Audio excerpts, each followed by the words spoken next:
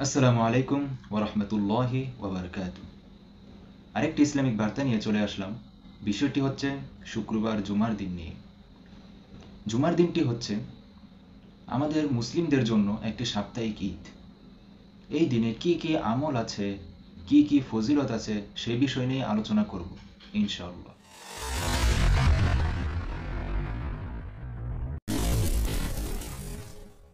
রাসূল সাল্লাল্লাহু আলাইহি ওয়াসাল্লাম বলেন, জুমা হলো সাপ্তাহিক ঈদ।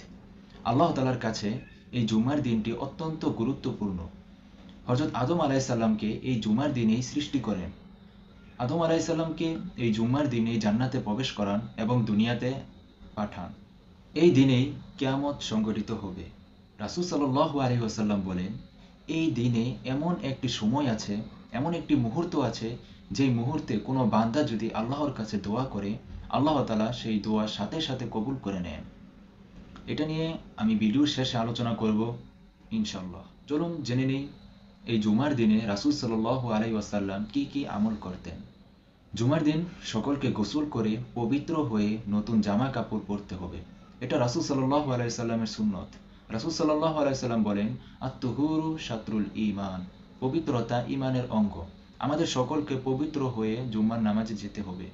রাসূল সাল্লাল্লাহু আলাইহি সাল্লাম বলেন, যে ব্যক্তি জুমার দিন সূরা কাহাফ তেলাওয়াত করবে, তার জন্য দুই জুমার মধ্যকার আলো জ্বলে থাকবে। সুবহানাল্লাহ। বেশি বেশি দুরূদ পাঠ করা। রাসূল সাল্লাল্লাহু আলাইহি সাল্লাম বলেন, তোমরা এই দিনে আমার উপর বেশি বেশি দুরূদ পাঠ করো, আমি তোমাদেরকে কিয়ামতের দিন সুপারিশ করব। জুমার নামাজে প্রবেশ করে খুতবা মনোযোগ দিয়ে শোনা। খুতবার সময় কথা বলা হারাম। খুতবা মনোযোগ দিয়ে শোনা ওয়াজিব। আমরা সকলেই এই ভুলটা করে থাকি। খুতবার সময় কথাবার্তা বলে থাকি, আরেকজনের সাথে গল্পগুজব করে থাকি। এটা করা হারাম। এটা করতে রাসূল সাল্লাল্লাহু আলাইহি ওয়াসাল্লাম আমাদেরকে নিষেধ করেছেন। জুমার দিন বেশি বেশি জিকির করা, দোয়া করা। শুরুতে বলেছিলাম এমন একটি মুহূর্ত আছে জুমার দিনে, যেই মুহূর্তে দোয়া করলে আল্লাহ তাআলা কবুল করে নেয়। সেই মুহূর্তটা হচ্ছে আসর থেকে মাগরিব পর্যন্ত। আসর থেকে মাগরিব পর্যন্ত যে সময়টা কোনো বান্দা যদি সেই সময়ে দোয়া করে, আল্লাহ তাআলা তার দোয়াকে কবুল করে নেয়। জুমার দিন গুনাহ মাপের একটি সুবর্ণ সুযোগ। রাসূল সাল্লাল্লাহু আলাইহি ওয়াসাল্লাম বলেন, যদি কোনো ব্যক্তি অজু করে জুমায় এসে খুতবা শোনে এবং চুপচাপ থাকে, তার জন্য আল্লাহ তাআলা আগের জুমা থেকে পরের জুমা পর্যন্ত সকল গুনাহ মাফ করে দেয়। এখন কথা হলো, পরের জুমা তো আপনি গুনাহ করেননি, তাহলে আল্লাহ তাআলা কিভাবে মাফ করবে?